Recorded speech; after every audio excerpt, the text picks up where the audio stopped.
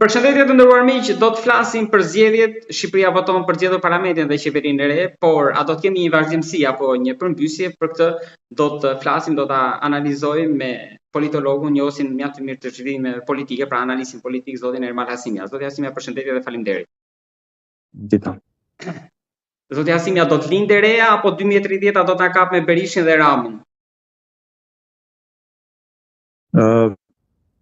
Nuk e di se çfarë është e reja, varet se çfarë do të jetë, por mendoj që diçka të re do ketë në parlamentin e ardhshëm. Mendoj që të paktën dy nga këto partitë e reja do mundësia në radhë parë, por edhe Shqipëria bëhet, Adriatik Lapajt, besoj që do të mund të futen në parlament. Aty do kenë mundësi pastaj ta testojnë edhe veten. Ndërkohë që nga pikpamja e raportit pasaj të PD-s dhe PS-s nuk besoj që do ndryshojë në një gjë të madhe. Duket sikur PS-ja i ka gjërat më në vijë se sa opozita në këtë moment.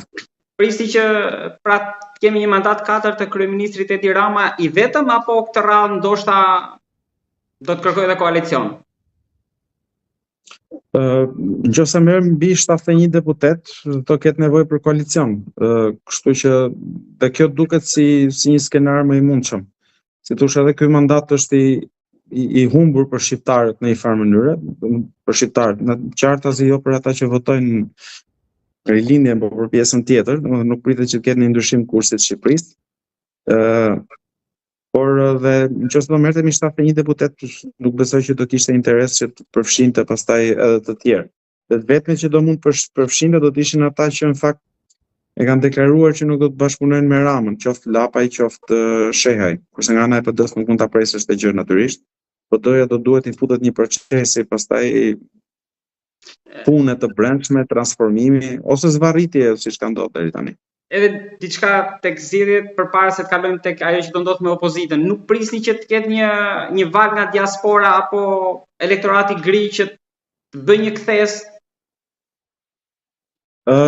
Jo, nuk ka ndodhur më përpara, s'do ndodhi as kësaj radhe mendoj unë. Mendoj që do ketë më tepër elektorat gri që do votojë për opozitat, por jo domosdoshmërisht për Partinë Demokratike, sepse kemi tani faktorë të rinj që janë futur në lojë, siç e thash, Shehaj edhe Lapaj.